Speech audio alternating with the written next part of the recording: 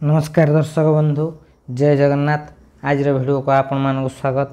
आज वीडियो रे आम जाना 2024 रु 2026 कौन रहा जाऊँगी तुला राशि व्यक्ति मानकर भाग्य एम जीवन में कौन परिवर्तन होगा जाऊँगी से विषय जानवा हेल्ले भिडटी को शेष पर्यंत निश्चिंत देखूँ एवं ए पर्यंत जदि चैनल को सब्सक्राइब करना तेज चैनल को सब्सक्राइब कर पाखे आसुवा बेल आइकन क्लिक करूँ। कमेंट बॉक्स रे जय माँ लक्ष्मी बोली निश्चिंत लिखुँ। हाँ दर्शक बंधु सब्सक्राइब बिना मूल्य रही है किंतु सही गोटे सब्सक्राइब आम बहुमूल्य अटे। तेज दर्शक बंधु आज भिडियो जाना तुला राशि व्यक्ति मानकर 2024 रु 2026 मसीहा किपर तेज दर्शक बंधु प्रथम कथा तुला राशि स्वामी ग्रह शुक्र ग्रह। तेज दर्शक बंधु शुक्र ग्रह बहुत चालाक चतुर तांकर कौन प्रभाव रोचे यही राशि उपरे। तेज दर्शक बंधु जनवरी मास ठारू 2024 वर्ष आरंभ होगा जाऊँगी। जदि आम जाणीजा कौन एस्ट्रोलोजर किंबा कहीं आमको कहीदेवे क्यों समय आमर केमती रहा जाऊँगी तेरे निश्चिंत भाव आमको भल लगे। तेज दर्शक बंधु आम जाना तुला राशि व्यक्ति मानकर कौन रहा जाऊँगी आगामी समय केमिति कटिब से दिन से विषय जानवा हेल्ले भिडटी को शेष पर्यंत निश्चिंत देखूँ। तेज दर्शक बंधु जदि आपणकर तुला राशि तेज 2024 मसीहार किछि मास एमिति मास रही जो मास को आम बहुत भाग्यशाली मास आपण बहुत इम्पोर्टाट मास आपण मानक रहा जाऊँगी तुला राशि व्यक्ति मानक रहा जाऊँगी से मास गुड़िक कौन कौन से विषय जाना। तेज दर्शक बंधु से मासरे आपण जदि किछि काम कर तेबे बहुत भल लाभ पाइबा जाउछंती। तेज दर्शक बंधु आसतु आरंभ करवा आज भिडियो को जानिबा 2024 कौन क्यों मास गुड़िक सब रही महाभाग्यशाली बहुत शुभ रही तुला राशि व्यक्ति मानक से विषय जानिबा। तेज दर्शक बंधु वर्षर आरंभ 30 एप्रिल पर्यंत गुरु ग्रहंकर जो दृष्टि रही तुला राशि उपर रहा जाऊँगी। गुरु जेतबले तुला राशि उपरे रहुछंती नजर रखुचंती से समय चाकरी रे व्यवसाय रे आपणकर एवं मान सम्मान रे आपणकर एवं किछि नुआ कार्य जदि करबा को चाहुथांती आपण कोनोसी कार्यर नवीकरण करबा को चाहुचंती किंबा कोनोसी कार्य नूतन भाव आरंभ करबा को चाहुचंती भल भाव रे मन रखंतु। एही समय रे ठीक भाव रे आपणकर कोनोसी कार्य आरंभ होई परिबो नाही कि सठिक भाव में आपण मैंने बेपार लाभ पाइपर ना कि कौन चाकरी लाभ पाइपर ना। यही समयटी आपण को टे जगी रखी ध्यान दे चलवा पड़ो।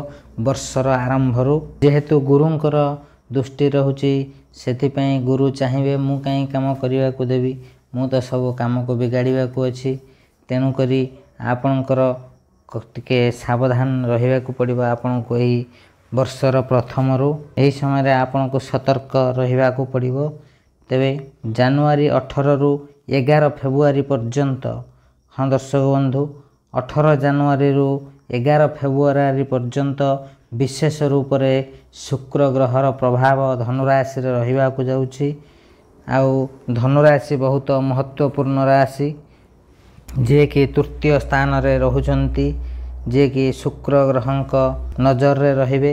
यही समय रे विपरीत फल मिलिबा आपनकु आपनक जीवन रे संघर्ष बढ़िबो। यही समय रे टिके आपनकर परिस्थिति संकटमय हेबो कोनोसी असुविधा किछि हेबोनी किंतु निश्चिंत भावे समस्त कार्य रे टिके संघर्ष करबा को पड़िबो। तेबे 31 मार्च ठू 24 एप्रिल 2024 पर्यंत यही समय शुक्रंकर उच्च गोचर होगा जाऊँगी। यही समय आपण को किसी लाभ होगा जीव। यही समय शुक्र एवं राहुंकर जोड़ी बनवा जाऊँगी। यही समय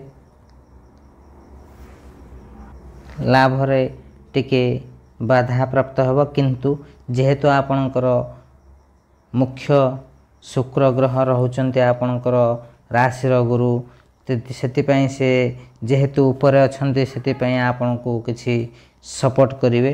जेहेतु आपणकर शुक्र ग्रह ऊपर हो गोचर होता से तेणुक आपणकर गुरु ଆପଣଙ୍କ ରାଶିର ଗୁରୁ ଶୁକ୍ର ଗ୍ରହ ହୋଇଥିବାରୁ ଆପଣଙ୍କ ଲାଭ ଏବଂ ଉନ୍ନତିର ଟିକେ ସପୋର୍ଟ କରିବେ। ଯେହେତୁ ଆପଣଙ୍କ ରାଶିର ମାଲିକ ଶୁକ୍ର ଗ୍ରହ, ସେଥିପାଇଁ ସେ ଉପରେ ଥିବାରୁ ଆପଣଙ୍କୁ ଟିକେ ଶୁଭ ଫଳ ଦେବେ। ଏହାପରେ ଆପଣଙ୍କର ଏମିତି ଏକ ସମୟ ଆସିବ ଯେଉଁଥିରେ ଆପଣଙ୍କର ବହୁତ ଲାଭ ହେବାକୁ ଯାଉଛି। ଏହା ଉପରେ ଭଲ ଭାବରେ ନଜର ରଖନ୍ତୁ ଦର୍ଶକ ବନ୍ଧୁ। 12 ଫେବୃଆରୀରୁ 6 ମାର୍ଚ୍ଚ ପର୍ଯ୍ୟନ୍ତ ମକର ରାଶିରେ ଗୋଚର ହେବ ଶୁକ୍ରଙ୍କର। ନିଜର ମକର ରାଶିରେ ଶୁକ୍ର ଗ୍ରହଙ୍କର ଗୋଚର ହେବାକୁ ଯାଉଛି। ନିଜର ମିତ୍ର ଗ୍ରହରେ ଗୋଚର ହେଉଥିବାରୁ ସୁଖ ସମ୍ପତ୍ତି, ଧନ, ପ୍ରପର୍ଟି, ଲୋକଙ୍କ ଭଲ ପାଇବା ସବୁକିଛି ଆପଣଙ୍କୁ ବହୁମାତ୍ରାରେ ମିଳିବ। ଏହି ସମୟଟି ଆପଣଙ୍କ ପାଇଁ ବହୁତ ମୂଲ୍ୟବାନ ରହିବାକୁ ଯାଉଛି। ଏହାପରେ 7 ମାର୍ଚ୍ଚରୁ 30 ମାର୍ଚ୍ଚ ପର୍ଯ୍ୟନ୍ତ ଶୁକ୍ର ରହିବେ କୁମ୍ଭ ରାଶିରେ। ଆପଣଙ୍କ ରାଶି ସ୍ୱାମୀ ପଞ୍ଚମ ହେବାକୁ ଯାଉଛନ୍ତି, ପଞ୍ଚମ ଭାଗରେ ରହିବାକୁ ଯାଉଛନ୍ତି। ଆପଣଙ୍କ ରାଶିର ସ୍ୱାମୀ ଉପର ପଞ୍ଚମରେ ରହିଲେ ଆପଣଙ୍କର ବୁଦ୍ଧି, ଉନ୍ନତି, ପ୍ରବନ୍ଧ, ନୀତି, ସ୍ୱାସ୍ଥ୍ୟ ପାଇଁ ବହୁତ ଭଲ ରହିବାକୁ ଯାଉଛି। ପ୍ରେମ ସମ୍ବନ୍ଧ ପାଇଁ, ରିସର୍ଚ୍ଚ ପାଇଁ ମଧ୍ୟ ବହୁତ ଭଲ ରହିବାକୁ ଯାଉଛି। ଏହି ସମୟଟି ଆପଣଙ୍କର ବହୁତ ଭଲ ରହିବାକୁ ଯାଉଛି। ଏଇ ଯେଉଁ ଦୁଇଟି ସମୟ ଆମେ କହିଲୁ, ସେଇ ଦୁଇଟି ସମୟ ଆପଣଙ୍କ ପାଇଁ ବହୁତ ଭଲ ରହିବାକୁ ଯାଉଛି।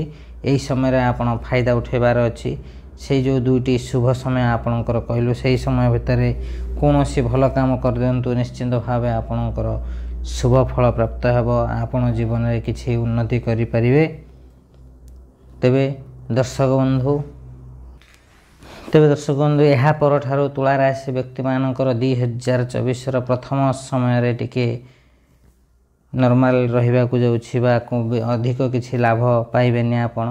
ତାପର ସମୟଠୁ ଆପଣଙ୍କ ଜୀବନରେ ବହୁତ ଭଲ ସମୟ ଆସିବାକୁ ଯାଉଛି। ମାତା ଲକ୍ଷ୍ମୀଙ୍କର କୃପା ରହିବାକୁ ଯାଉଛି। ଆପଣଙ୍କ ଜୀବନରେ ଯାହା ସବୁ ଦୁଃଖ କଷ୍ଟ ଥିବ ସେସବୁ ଦୂର ହେବାକୁ ଯାଉଛି।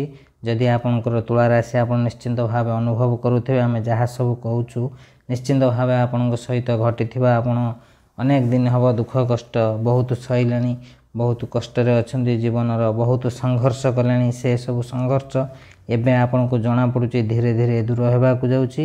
ବର୍ତ୍ତମାନ 2024ର ଆରମ୍ଭରେ କିଛି ଆପଣଙ୍କୁ ଆଉ କିଛି ସଂଘର୍ଷ କରିବାକୁ ପଡ଼ିବ, କିନ୍ତୁ ତା ପରଠାରୁ ଆପଣଙ୍କ ଜୀବନରେ ଶୁଭ ହିଁ ଶୁଭ ଆସିବାକୁ ଯାଉଛି।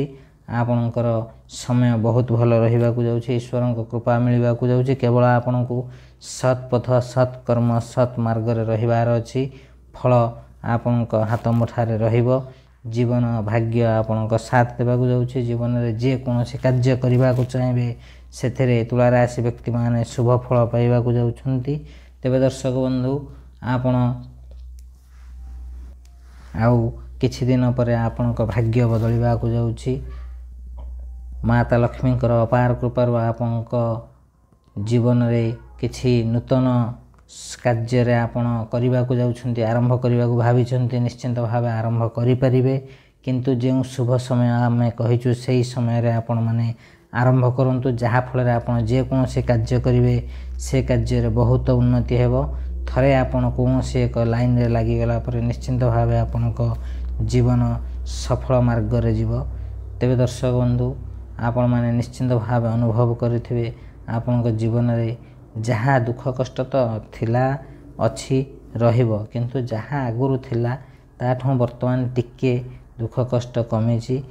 ଏହିଭଳି ଭାବେ ରହିବ ନର୍ମାଲ ଆଗାମୀ ବର୍ଷ ଆରମ୍ଭରେ, କିନ୍ତୁ 2-3 ମାସ ପରେ ଆପଣଙ୍କ ଜୀବନର ଭଲ ସମୟ ଆରମ୍ଭ ହୋଇଯିବ। 2024 ଠାରୁ ଆଗାମୀ ସମୟ ଆପଣଙ୍କର ବହୁତ ଭଲ ରହିବାକୁ ଯାଉଛି। ଯାହା ଆପଣ ମନରେ ଭାବିଥିବେ ସେହା ହେବାକୁ ଯାଉଛି। ଆପଣ ନୂତନ ଗାଡ଼ି, ଭୂମି, ଗୃହ ନିର୍ମାଣ କରିବାକୁ ଚାହୁଁଥିଲେ କରିପାରିବେ। ଶୁଭ ସମୟ ଦେଖି ଆରମ୍ଭ କରନ୍ତୁ, ନିଶ୍ଚିନ୍ତ ଭାବେ ସଫଳ ହେବେ। ନୂତନ ଗାଡ଼ି, ଜମି କ୍ରୟ କରିବାର ସୁଯୋଗ ରହିଛି। ଆପଣ ଚାହିଁଲେ କିଣିପାରିବେ। ଆପଣଙ୍କ ଉପରେ ଈଶ୍ୱରଙ୍କର ଆଶୀର୍ବାଦ ରହିବା ସହିତ ଭାଗ୍ୟର ଭରପୁର ସାଥ ଦେବାକୁ ଯାଉଛି। ଏହି ସମୟ ଆପଣମାନଙ୍କ ପାଇଁ ବହୁତ ଭାଗ୍ୟଶାଳୀ ରହିବାକୁ ଯାଉଛି। ତେବେ ଦର୍ଶକ ବନ୍ଧୁ, ଯଦି ଆପଣମାନଙ୍କର ତୁଳା ରାଶି ଆପଣମାନେ ନିଶ୍ଚିନ୍ତ ଭାବେ କମେଣ୍ଟରେ ଜୟ ମା ଲକ୍ଷ୍ମୀ ବୋଲି ଲେଖନ୍ତୁ। ମାତା ଲକ୍ଷ୍ମୀଙ୍କର ଅପାର କୃପା ପାଇବେ। ଏବଂ ଯଦି ଆପଣଙ୍କର ତୁଳା ରାଶି ଆପଣ ନିଶ୍ଚିନ୍ତ ଭାବେ ଅନୁଭବ କରୁଥିବେ ଆପଣଙ୍କର ଯେକୌଣସି କାର୍ଯ୍ୟ ହେଉଥିଲା ଅଧାରୁ ରହିଯାଉଥିଲା, ମନ ଭାଙ୍ଗି ଯାଉଥିଲା, କିଛି ଗୋଟେ କରିବାକୁ ଚାହୁଁଥିଲେ ଅଲଗା ପ୍ରକାର ହେଇଯାଉଥିଲା, ଏମିତି ସବୁବେଳେ ଦ୍ୱନ୍ଦ୍ୱରେ ରହୁଥିଲେ, ସେସବୁ ଧୀରେ ଧୀରେ ଗୋଟେ ନିଷ୍ପତ୍ତି ନେବା ଉପରକୁ ଆସିଗଲାଣି ବା ଜାଣିସାରିଲାଣି କେଉଁ ଜାଗାରେ କ'ଣ କାମ କଲେ କେଉଁଠି ଆପଣ ଲାଭ ପାଇପାରିବେ ସେସବୁ ଜାଣିପାରିଲେ ନିଶ୍ଚିନ୍ତ ଭାବେ ଅନୁଭବ କରିପାରୁଥିବେ। ତେବେ ଆଗକୁ ଆହୁରି ଭଲ ସମୟ ଆପଣଙ୍କ ଜୀବନରେ ଆସିବାକୁ ଯାଉଛି। ସମୟକୁ ଅପେକ୍ଷା କରନ୍ତୁ, ଧୈର୍ଯ୍ୟ ଧରନ୍ତୁ, ସତ୍କର୍ମ କରନ୍ତୁ, ସତ୍ ମାର୍ଗରେ ରୁହନ୍ତୁ। ଈଶ୍ୱରଙ୍କ ଭରପୁର ସାଥ ମିଳିବ। ଆପଣଙ୍କୁ ସତ୍କର୍ମ ସତ୍ କାର୍ଯ୍ୟ କରିବାର ଅଛି। ଭଗବାନ ଆପଣଙ୍କ ସାଙ୍ଗରେ ଅଛନ୍ତି। ଭାଗ୍ୟ ଆପଣଙ୍କର ସାଥ ଦେବା ଯାଉଛି। କେବଳ ଆପଣଙ୍କୁ ଆଗକୁ ବଢ଼ିବାର ଅଛି, ଜୀବନରେ ଆଗକୁ ଯିବାର ଅଛି। ସମସ୍ତ ଦୁଃଖ କଷ୍ଟ ସମସ୍ତ ଆପଣମାନଙ୍କର ଦୂର ହେବାକୁ ଯାଉଛି। ଈଶ୍ୱରଙ୍କ କୃପାରୁ ଆପଣଙ୍କ ଜୀବନରେ ଏକ ଭଲ ସମୟର ଆରମ୍ଭ ହେବାକୁ ଯାଉଛି। ତେବେ ଦର୍ଶକ ବନ୍ଧୁ ଆଜିର ଭିଡ଼ିଓଟି କେମିତି ଲାଗିଲା କମେଣ୍ଟ କରି ନିଶ୍ଚିନ୍ତ ଜଣାଇବେ। ଏବଂ ଯଦି ଏହି ଚ୍ୟାନେଲକୁ ପ୍ରଥମ ଥର ଆସିଥିବେ ସବସ୍କ୍ରାଇବ୍ କରି ପାଖରେ ଆସୁଥିବା ବେଲ୍ ଆଇକନରେ କ୍ଲିକ୍ କରିବା ସହିତ ଭିଡ଼ିଓଟିକୁ ଲାଇକ୍ କମେଣ୍ଟ ସେୟାର କରିବାକୁ ଜମା ବି ଭୁଲନ୍ତୁ ନାହିଁ, କାରଣ ଏହା ବିଲକୁଲ ମାଗଣା ହୋଇଥାଏ, କିନ୍ତୁ ଏହା ସବୁ ଆମ ପାଇଁ ବହୁମୂଲ୍ୟ ଅଟେ। ତେବେ ଦର୍ଶକ ବନ୍ଧୁ ଆଜିର ଭିଡ଼ିଓକୁ ଏଇଠି ରଖୁଛୁ। ନମସ୍କାର, ଜୟ ଜଗନ୍ନାଥ, ଜୟ ମା ଲକ୍ଷ୍ମୀ।